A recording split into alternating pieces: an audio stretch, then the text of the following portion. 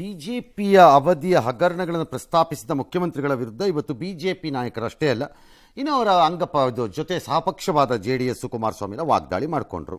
ಅಶೋಕ್, ರಾಜ್ಯಾಧ್ಯಕ್ಷ BY ವಿಜೇಂದ್ರ ಎಲ್ಲ ಸೇರಿ ಮತ್ತು ಉಡುಪಿ ಚಿಕ್ಕಮಗಳೂರು ಸಂಸದ ಕೋಟಾ ಶ್ರೀನಿವಾಸ ಪೂಜಾರಿ ಅವರ ತುಂಬ ಆಕ್ರೋಶವನ್ನು ವ್ಯಕ್ತಪಡಿಸಿದ್ದಾರೆ.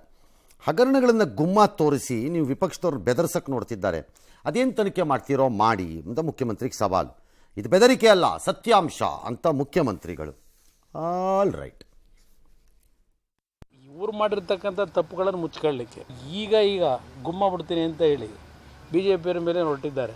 ED ಅವರು ಇವ್ರ ಹೆಸರನ್ನ ಹೇಳಿ ಅಂತ ಹೇಳಿ ಪ್ರೆಷರ್ ಹಾಕಿದ್ದಾರೆ ಅಂತಕ್ಕಂಥದ್ದು ಸಿದ್ದರಾಮಯ್ಯವ್ರಿಗೆ ಎಲ್ಲಿಂದ ಬಂತು ಮಾಹಿತಿ? ಯಾವ ಸಂದರ್ಭದಲ್ಲಿ ಯಾವ ಅವಧಿಯಲ್ಲಿ ಯಾರ ಮೇಲೆ ಹಗರಣ ಆಗಿದೆ ತನಿಖೆ ಮಾಡಿ. ಬಿಜೆಪಿ ಸರ್ಕಾರದಲ್ಲಿರ್ತಕ್ಕಂಥ ಭ್ರಷ್ಟಾಚಾರ ತನಿಖೆ ಯಾರು ತಡೆದಿದ್ದಾರೆ ಸ್ವಾಮಿ? ನಿಮ್ಮನ್ನ ನಮಗೆ ಬೆದರಿಕೆ ಆಗ್ತಕ್ಕಂಥ ಅವಶ್ಯಕತೆ ಇಲ್ಲ. ಎಲ್ಲ ನಿಗಮಗಳಲ್ಲಿ ಕಮಿಷನ್ ನೋಡಿದವ್ರೆ ಅಂತ ತಾನೇ ಚರ್ಚೆ ಹೇಳಿದಿರಲ್ಲ. 40% ತನಿಖೆ ನಡೀತಾ ಇದೆ ಅಂತ ಹೇಳಿದ್ರಲ್ಲ, ಅದನ್ನ ಮಾಡಿ. ಯಾವ್ಯಾವ್ದಿದೆ ಎಲ್ಲ ಮಾಡಿ, ಸತ್ಯಾಸತ್ಯತೆ ಹೊರಗಡೆ ಬರಲಿ. ನಾನು ಅವ್ರ ತರ ಹೇಳಕ್ಕಾಗಲ್ಲ. ತನಿಖೆ ಮಾಡೋದ್ ಮುಂಚೆನೆ ಕ್ಲೀನ್ ಶೀಟ್ ಕೊಟ್ರೆ ಸಿದ್ದರಾಮಯ್ಯನವ್ರು ಮುಚ್ಚಾಕ್ತಾರೆ. ಕೋಟಾ ಶ್ರೀನಿವಾಸ ಪೂಜಾರಿ ₹1 ಅವ್ಯವಹಾರದಲ್ಲಿ ಭಾಗಿಯಾಗಿದ್ದಿದ್ರೆ ತಕ್ಷಣ CBI ಮಾಡಲಿಕ್ಕೆ ನೀವು ಆದೇಶ ಕೊಡಬೇಕು. ಇನ್ನೊಂದು ವಾರದಲ್ಲಿ ನೀವು ನಿಮ್ಮ ಹೇಳಿಕೆಯನ್ನು ವಾಪಸ್ ಪಡೆದಿದ್ರೆ ವಿಧಾನಸೌಧ ಮತ್ತು ವಿಕಾಸಸೌಧದ ಮಧ್ಯೆ ಇರುವಂತಹ ಗಾಂಧಿ ಪ್ರತಿಮೆ ಎದುರು ನಾನು ಧರಣಿ ಕೂತ್ಕೊಳ್ತೇನೆ. ಬೆದರಿಸೋದೇನಿಲ್ಲಪ್ಪ, ವಸ್ತುಸ್ಥಿತಿಯನ್ನ ಇಟ್ಟಿದ್ದೇನೆ.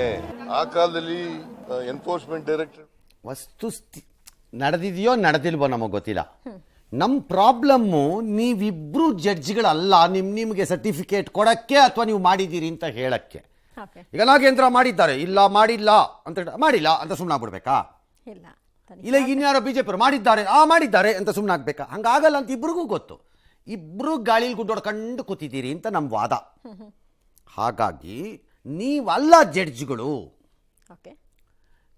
ಕಾನೂನು ಪ್ರಕಾರವಾಗಿ ಒಂದು ತನಿಖೆ ನಡೆದು ಆರೋಪಿಗಳು ಅಪರಾಧಿಗಳಾಗೋದಾದರೆ ಬಹಳ ಸಂತೋಷ. ಆಗ ನಿಮ್ಮ ಎಲ್ಲ ಈ ಭ್ರಷ್ಟತೆಯ ವಿರುದ್ಧದ ಹೋರಾಟಕ್ಕೆ ಒಂದು ತಾರ್ಕಿಕವಾದ ಅಂತ್ಯ ಸಿಕ್ಕತ್ತೆ. ಇಲ್ದಿದ್ರೆ ಗಾಳಿಲಿ ಗುಂಡೊಡ್ಕೊಂಡು ಓಡಾಡ್ತಿರೋ ಜಗದೇಕ ವೀರರು ಅಂತ ನಾವು ಕರಿತೀವಿ ಎಲ್ಲರೂ, ಇಬ್ಬರನ್ನೂ. ಈಗ ಅವ್ರು ಹೇಳ್ತಾರಲ್ಲ, ಅದು ಗಂಗಾ ಕಲ್ಯಾಣ, ಅದ್ಯಾವುದೋ ಡಿನೋಟಿಫಿಕೇಶನ್ ಹಗರಣ, ಅರ್ಕಾವತಿ, ಅದು ಇದು ಹಾಗಾದ್ರೆ ಅದೆಲ್ಲ ನಡೆದಿದೆ ಅಂತ ಅನ್ಕೊಂಡ್ಬಿಡೋದ BJಪಿ ಹೇಳಿದ ತಕ್ಷಣ? ಓಕೆನಾ ಚೀಫ್ ಮಿನಿಸ್ಟರ್ಗೆ? CM ಇಲ್ಲಿ ನಡೆದಿದೆ BJಪಿಯವ್ರ ಮೇಲೆ ಅಂತ ಅನ್ಕೊಂಡ್ಬಿಡೋಣ. ಆಗ ನಾವಿಬ್ಬರು ನಿಮ್ಮಿಬ್ಬರನ್ನು ಏನು ಅನ್ಕೋಬೇಕು ಹೇಳಿ? ನೀವು ಹೇಳಿದ್ದನ್ನೆಲ್ಲ ನಂಬಿದ್ರೆ ನಾವೇನು ಅನ್ಕೋಬೇಕು ನಿಮ್ಮಿಬ್ಬರನ್ನು? ಆದ್ದರಿಂದ ಎಲ್ಲನೂ ಹೋಲ್ಸೇಲ್ ಕೊಟ್ಬಿಡ್ರಿ. ಅದೇನು ಪದೇ BJಪಿನವ್ರು CBI ಅಂತ ಕೊಟ್ಬಿಡ್ರಿ, ಅವ್ರಿಗೇನೆ ಬೇಗ ಆಗ್ಬೇಕು, ಎಲ್ಲಾನು ಕೊಟ್ಬಿಟ್ರಿ. ಹೇಳ್ತೀನಿ, CBI ಬಾಗ್ಲಾಕೊಂಡು ಹೋಗ್ಬಿಡ್ಬೇಕು ಇಷ್ಟು ಕೇಸ್ ನೋಡ್ಬಿಟ್ಟು. ಗಾಬರಿ ಆಗ್ಬೇಕು. ಮೂಡ ಬದಲಿ ನಿವೇಶನ ಹಂಚಿಕೆ ಹಗರಣಕ್ಕೆ ಟ್ವಿಸ್ಟ್ ಸಿಕ್ಕಿದೆ. ನಮಗೆ ಗೊತ್ತಿಲ್ಲದೆ ನಮ್ಮ ಜಮೀನನ್ನ CM ಬಾಮೈದನ ಹೆಸರಿಗೆ ಮಾರಾಟ ಮಾಡಲಾಗಿದೆ ಅಂತ ತಮ್ಮ ಚಿಕ್ಕಪ್ಪ ದೇವರಾಜು ವಿರುದ್ಧ ಜವರಯ್ಯ ಮತ್ತು ಮಂಜುನಾಥ್ ಆರೋಪ ಮಾಡಿದ್ದಾರೆ. ನಮಗೆ ನ್ಯಾಯ ಕೊಡಿಸಿ ಅಂತ ಜಿಲ್ಲಾಧಿಕಾರಿಗೆ ಮನವಿ ಮಾಡಿದ್ದಾರೆ. ಇನ್ನು CM ಕುಟುಂಬಕ್ಕೆ ಜಮೀನು ಮಾರಿದ ಮೂಲ ಮಾಲೀಕರ ಮುರುಕಲು ಮನೆಯ ವಿಡಿಯೋವನ್ನು JDS ಹಂಚಿಕೊಂಡಿದೆ. ಇನ್ನು ಮೂಡ ಹಗರಣದಲ್ಲಿ CM ಪಾತ್ರ ಇದೆ ಅಂತ ಕುಮಾರಸ್ವಾಮಿ, ಶೋಭಾ ಕರಂದ್ಲಾಜೆ ಆಪಾದಿಸಿದ್ದಾರೆ. ಗೌಡರ ಕುಟುಂಬದವರ ಸೈಟ್ಗಳ ವಿವರವನ್ನು ಕೊಡೋದಕ್ಕೆ ಈಗ ಕಾಂಗ್ರೆಸ್ ಕೂಡ ಮುನ್ನುಗ್ತಾ ಇದೆ. ಮೂಡ ಹಗರಣದಲ್ಲಿ ಸಿದ್ದರಾಮಯ್ಯನವ್ರದೇ ಪಾತ್ರ, ಜಮೀನು ಅವ್ರದ. 93ರಲ್ಲಿ ಪೋತಿಕತೆ ಆಗೋಗಿದೆ. ನಿಂಗ ಉರೂಫ್ ಜವರ ಅವ್ರ ಬದುಕೇ ಇಲ್ಲ. 98ರಲ್ಲಿ ನಿಂಗನ ಹೆಸರಿನಲ್ಲಿ, ಸತ್ತಿರನ ಹೆಸರಿನಲ್ಲಿ ಡಿನೋಟಿಫಿಕೇಶನ್ ಮಾಡೋಕ್ಕಾಯ್ತದ? ಮೂಡ ಹಗರಣ ಸೋಮವಾರ ಚರ್ಚೆ ಆಗ್ತದಲ್ಲಪ್ಪ. ಕುಮಾರಸ್ವಾಮಿ ಎಷ್ಟು ಸೈಟ್ ತಗೊಂಡವ್ರೆ, ದೇವೇಗೌಡರು ಕುಟುಂಬದವ್ರು ಎಷ್ಟು ಸೈಟ್ ತಗೊಂಡವ್ರೆ, ನಾಳೆ ಎಲ್ಲ ಬರ್ತವಲ್ಲ. ಆಲ್ ರೈಟ್, ನನ್ನ ಪ್ರಾಬ್ಲಮ್ ಅವ್ರು ಯಾರೋ ದೂರು ಕೊಟ್ಟಿದ್ದಾರೆ ಅಂತಾರಲ್ಲ, ಅವ್ರಿಗೆ ಹಕ್ಕೇನಾದ್ರು ಇರಬೇಕಲ್ಲ ಜಮೀನ್ ಮೇಲೆ ದೂರು ಕೊಡಕ್ಕೆ.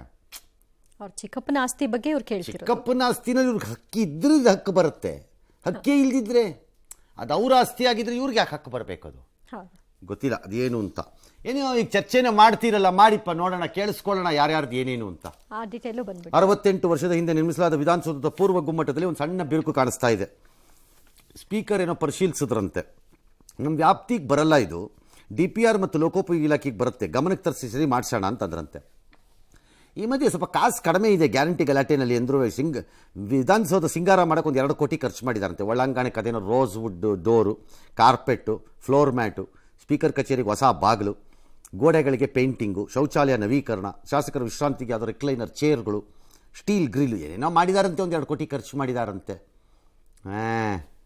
ಆಯ್ತಲ್ಲ, ಆಸಕ್ತಿ ಸರ್ ಆಗಾಗ ಇದನ್ನ ರಿಪೇರಿ ಮಾಡೋದು. ಚೆನ್ನಾಗಿ ಇಟ್ಕೋಬೇಕು ಅಲ್ವಾ, ಅಧಿಕಾರ ಕೇಂದ್ರ ಅಂತ, ಅದಕ್ಕೆ ಚೆನ್ನಾಗಿ ಇಟ್ಕೊಂಡಿದ್ದಾರೆ. ಇನ್ನು ಆ ಗುಮ್ಮಟದ ಬಿರುಕು ನನಗೆ ಗೊತ್ತಿಲ್ಲ, ಅದು ಹೆಂಗೆ ಒಳಗಡೆಯಿಂದ ಇವರೆಲ್ಲ ನೋಡ್ತಾ ಇರೋದು ನೋಡಿದ್ರೆ ಒಳಗಡೆಯಿಂದ ಅಂತ ಕಾಣಿಸ್ತಾ ಇದೆ. ಒಳಗಡೆ ಅದೇನು ಕ್ರ್ಯಾಕ್ ಅಂತ ನನಗೆ ಗೊತ್ತಾಗ್ತಿಲ್ಲ. ಅದು ಸಿಮೆಂಟ್ ಕ್ರ್ಯಾಕಾ ಅಥವಾ ಸ್ಟೋನ್ ಕ್ರ್ಯಾಕಾ ಏನು ಗೊತ್ತಾಗಲಿಲ್ಲ ನನಗದು. I don't know. ಆಗಿರ್ಬೋದು, ಇಷ್ಟು ದೀರ್ಘಕಾಲದ ವರ್ಷದಲ್ಲಿ ಹಲವಾರು ಇದಕ್ಕೆ ಆಗಿ ಏನಾರೊಂದು ಆಗಿರ್ಬೋದು. ಎರಡನೇದು, ಸ್ವಲ್ಪ ನೀವು ರಾಜಕಾರಣಿಗಳು ಸ್ವಲ್ಪ ಆಲೋಚನೆ ಮಾಡಬೇಕು. ಜೋಕಾಗಿ ಹೇಳ್ತಿರೋದು, ಸೀರಿಯಸ್ ಆಗಿ ತಗೋಬೇಡಿ. ಯಾವ ಥರ ಸರ್? ನೀವು ತುಂಬ ಕೂಗಾಡ್ತಿರಪ್ಪ, ಸೌಂಡ್ ವೇವ್ಸು ಡ್ಯಾಮೇಜ್ ಮಾಡುತ್ತೆ ಭಾಳ ಪದಾರ್ಥಗಳನ್ನು.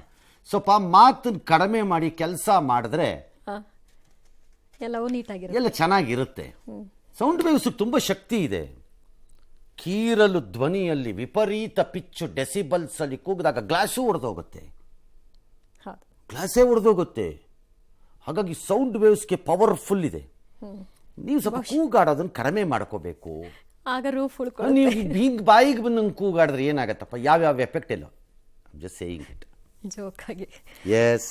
ಮನೆಯೂಟ ಕೋರಿ ನಟ ದರ್ಶನ್ ಸಲ್ಲಿಸಿರೋ ಅರ್ಜಿ ವಿಚಾರಣೆಯನ್ನ ಮ್ಯಾಜಿಸ್ಟ್ರೇಟ್ ಕೋರ್ಟ್ ಸೋಮವಾರಕ್ಕೆ ಮುಂದೂಡಿಕೆ ಮಾಡಿದೆ. ರೇಣುಕಾಸ್ವಾಮಿ ಹಲ್ಲೆ ವಿಡಿಯೋ ರಿಟ್ರೀವ್ಗಾಗಿ ಪೊಲೀಸರು ಪ್ರಯತ್ನವನ್ನು ನಡೆಸ್ತಾ ಇದ್ದಾರೆ. ಇನ್ನು ರೇಣುಕಾಸ್ವಾಮಿ ಕೊಲೆ ಪ್ರಕರಣದ 4ನೇ ಆರೋಪಿ ರಾಘವೇಂದ್ರ ಅವರ ತಾಯಿ ಚಿತ್ರದುರ್ಗದಲ್ಲಿ ಸಾವನ್ನಪ್ಪಿದ್ದಾರೆ. ಜೈಲಿನಲ್ಲಿರುವ ರಾಘವೇಂದ್ರ ಅನುಪಸ್ಥಿತಿಯಲ್ಲೇ ಅಂತ್ಯಕ್ರಿಯೆ ನಡೆದಿದೆ. ಇನ್ನೊಂದೆಡೆ ಕಾಪಿರೈಟ್ಸ್ ಉಲ್ಲಂಘನೆ ಆರೋಪ ಎದುರಿಸ್ತಾ ಇರುವ ನಟ ರಕ್ಷಿತ್ ಶೆಟ್ಟಿ ಬಂಧನ ಭೀತಿಯಿಂದ ಪಾರಾಗೋದಕ್ಕೆ ನಿರೀಕ್ಷಣಾ ಜಾಮೀನು ಕೋರಿ ಸೆಷನ್ಸ್ ಕೋರ್ಟ್ಗೆ ಅರ್ಜಿಯನ್ನ ಹಾಕೊಂಡಿದ್ದಾರೆ. ಇದಕ್ಕೆ ಆಕ್ಷೇಪಣೆ ಸಲ್ಲಿಸೋಕೆ ಪಿಪಿ ಸಮಯ ಕೇಳಿದ ಕಾರಣ ಕೋರ್ಟ್ ವಿಚಾರಣೆಯನ್ನ ಜುಲೈ 24ಕ್ಕೆ ಮುಂದೂಡಿದೆ. ಎಂಆರ್ಟಿ ಸಂಸ್ಥೆಯ 2 ಹಾಡನ್ನ ಅನುಮತಿ ಇಲ್ಲದೆ ರಕ್ಷಿತ್ ಶೆಟ್ಟಿ ತಮ್ಮ ಸಿನಿಮಾಗೆ ಬಳಕೆ ಮಾಡಿಕೊಂಡಿದ್ರು. ವರ್ಷದ ಹಿಂದೆ ಭಾರತದಲ್ಲಿ ಕೋವಿಡ್ಗೆ 5.3 ಲಕ್ಷ ಮಂದಿ ಸಾವನ್ನಪ್ಪಿದ್ರು ಅಂತಿದೆ. ಆದರೆ ಇವತ್ತು ಯಾವುದೋ ಅಂತಾರಾಷ್ಟ್ರೀಯ ಅಧ್ಯಯನ ಅಂತೆ ಇಲ್ಲ ಅದು 11.9 ಲಕ್ಷ ಅಂತ ಈ ಥರ ವರದಿ ಹಿಂದೇನು ಬಂದಿತ್ತು, ಈಗಲೂ ಬಂದಿತ್ತು. ಇದಕ್ಕೆ ವಿ ಡೋಂಟ್ ನೋ ಅದಕ್ಕೆ ಯಾವ ಮಾನದಂಡಗಳನ್ನು ಅನ್ವಯಿಸಿರ್ತಾರೆ ಮತ್ತು ಆ ಡಾಟಾಗಳನ್ನು ಎಲ್ಲಿಂದ ತಗೋತಾರೆ ಏನು ನಮ್ಗೆ ಯಾವುದೂ ಗೊತ್ತಿಲ್ಲ. ಹೇಳಿದ್ರೆ ಕೇಂದ್ರ ಸರ್ಕಾರ ಅದೇ ಜನ ದಾರಿ ತಪ್ಪಿಸೋ ವರದಿಗಳಿವೆಲ್ಲ ಅಂತ ಹೇಳಿ ಸುಪ್ರೀಂ ಕೋರ್ಟ್ ಆದೇಶದ ಅನ್ವಯ ಕೇಂದ್ರವಾರು ಮತ್ತು ನಗರವಾರು ನೀಟ್ ಯುಜಿ ಫಲಿತಾಂಶವನ್ನು ಎನ್ಟಿಎ ಪ್ರಕಟ ಮಾಡಿದೆ. ವಿದ್ಯಾರ್ಥಿಗಳ ಗುರುತು ಪತ್ತೆಯಾಗದಂತೆ ಎನ್ಟಿಎ ಮುಂಜಾಗ್ರತೆಯನ್ನು ವಹಿಸಿದೆ. ಈ ದತ್ತಾಂಶದ ಪ್ರಕಾರ ಮೊದಲಿಗೆ ಹೋಲಿಕೆ ಮಾಡಿದರೆ ಮೊದಲು 6 ಮಂದಿಗೆ 720ಕ್ಕೆ 720 ಬಂದಿತ್ತು. ಆದರೆ ಈ ಬಾರಿ 682 ಅಂಕ ಬಂದಿದೆ. ಅದು ಕೂಡ ಕೇವಲ ಒಬ್ಬ ವಿದ್ಯಾರ್ಥಿಗೆ ಮಾತ್ರ.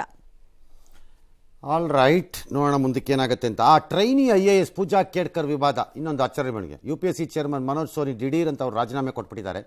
ಅದಕ್ಕೂ ಈ ಕೇಡ್ಕರ್ ಕೆಲಸಕ್ಕೂ ಸಂಬಂಧ ಇಲ್ಲ ಅಂತಿದ್ದಾರೆ, ಅದೇನೂ ಗೊತ್ತಿಲ್ಲ.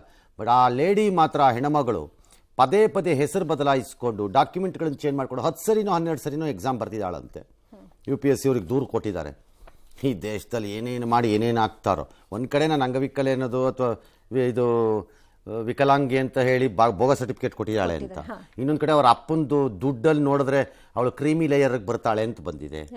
ಎಲ್ಲ ಬರೀ ಬೋಗಸ್ ಮಾಡಿ ಇಟ್ಟಿದ್ದಾರೆ. ಲೆಕ್ಕ ಹಾಕಳ್ರಪ್ಪ, 12 ಸರಿ ಎಕ್ಸಾಮ್ ಬರೀತಾಳೆ ಮೇಡಮ್ ಒಬ್ಬಳು ಅಂತಂದ್ರೆ ಏನರ್ಥ? ಎಸ್. ಹರಿಯಾಣ ಅಸೆಂಬ್ಲಿ ಗೆಲ್ಲೋಕೆ ಆಮ್ ಆದ್ಮಿ ಪಕ್ಷ ಮತ್ತೆ ಉಚಿತಗಳ ಮೊರೆ ಹೋಗಿರುವಂತೆ ಕಾಣಿಸ್ತಾ ಇದೆ. ಉಚಿತ ವಿದ್ಯುತ್, ಉಚಿತ ಶಿಕ್ಷಣ, ಚಿಕಿತ್ಸೆ ಮತ್ತು ತಾಯಂದಿರು ಸೋದರಿಯರಿಗೆ ಪ್ರತಿ ತಿಂಗಳು 1,000 ರೂಪಾಯಿ ಪ್ರತಿಯೊಬ್ಬರಿಗೂ ಉದ್ಯೋಗದ ಭರವಸೆಯನ್ನ ಕೊಟ್ಟಿದೆ. ಅತ್ತ ಮಹಾರಾಷ್ಟ್ರ ಎಲೆಕ್ಷನ್ ಸನಿಹದಲ್ಲಿ ಛತ್ರಪತಿ ಶಿವಾಜಿಯ ರಹಸ್ಯ ಆಯುಧ ವ್ಯಾಘ್ರನಖವನ್ನು ಲಂಡನ್ನಿಂದ ತಾತ್ಕಾಲಿಕವಾಗಿ ಮುಂಬೈಗೆ ವಾಪಸ್ ತರಲಾಗಿದೆ. ಸದಾರದ ಶಿವಾಜಿ ಮ್ಯೂಸಿಯಂನಲ್ಲಿ 7 ತಿಂಗಳ ಕಾಲ ಇದನ್ನ ಇಡ್ತಾರಂತೆ.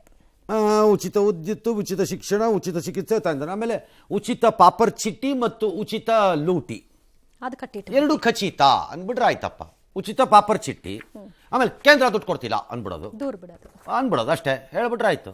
ಎಲ್ಲ ಉಚಿತ ಉಚಿತ ಉಚಿತ. ನಿಮ್ಮ ತಾತನ ಮನೆ ಗಂಟೆನ ಹೋಗ್ಬೇಕು.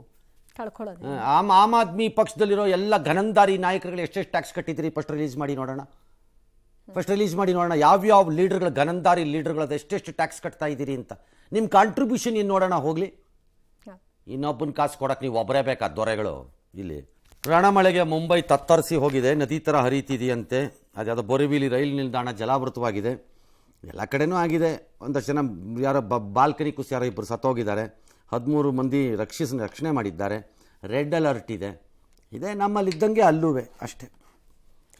ಗುಜರಾತ್ನ ವಡೋದರದಲ್ಲಿ ಶಾಲೆಯೊಂದರ ಮೊದಲ ಅಂತಸ್ತಿನ ಅರ್ಧ ಚಾವಣಿ ಗೋಡೆ ಸಮೇತ ಕುಸಿದುಬಿಟ್ಟಿದೆ. ಹಲವು ವಿದ್ಯಾರ್ಥಿಗಳು ತಪ್ಪತಪ ಅಂತ ಬಿದ್ದು ಹೋಗ್ಬಿಟ್ಟಿದ್ದಾರೆ. ಆದರೆ ಸಣ್ಣ ಪುಟ್ಟ ಗಾಯ ಆಗಿದೆ. ಯಾರಿಗೂ ಏನೂ ಅಂತ ದೊಡ್ಡ ಅನಾಹುತ ಆಗಿಲ್ಲ. ಬಾಂಗ್ಲಾದಲ್ಲಿ ಮೀಸಲಾತಿ ದಂಗಲ್ ಜಾಸ್ತಿ ಆಗಿದೆ. ಇದರ ಪರಿಣಾಮ ಹಿಂಸೆ, 105 ಜನ ಬಲಿ. ಆದರೆ ಭಾರತೀಯರು ಅಲ್ಲೂ ಒಂದಷ್ಟು ಜನ ಯಾರೋ ಹೋಗಿದ್ದಾರಂತೆ. ಬಾರ್ಡ್ರಲ್ಲಿ ಇರೋರೆಲ್ಲ ಓದಕ್ಕೆ ಅಲ್ಲೂ ಹೋಗಿರ್ತಾರೆ, ಪಕ್ಕ ಆಗತ್ತೆ, ಹತ್ರ ಆಗತ್ತೆ ಅಂತ. ಅವರೆಲ್ಲ ಈಗ ವಾಪಸ್ ಇಂಡಿಯಾಗೆ ಬಂದುಬಿಟ್ಟಿದ್ದಾರೆ. ಗಡಿ ದಾಟ್ಕೊಂಡು ಮೆಲ್ಲಗೆ ಬಂದುಬಿಟ್ಟಿದ್ದಾರೆ ಅಡ್ಜಸ್ಟ್ ಮಾಡ್ಕೊಂಡು. ಭೂತಾನ್ ಅವರು ಇದ್ರಂತೆ ಒಂದು 600 ಜನ, ಅವರು ಬಂದುಬಿಟ್ಟಿದ್ದಾರೆ. ಹೋಟೆಲಲ್ಲಿ ನಿಲ್ತಿಲ್ಲ ಗಲಾಟೆ ಅಷ್ಟೇ.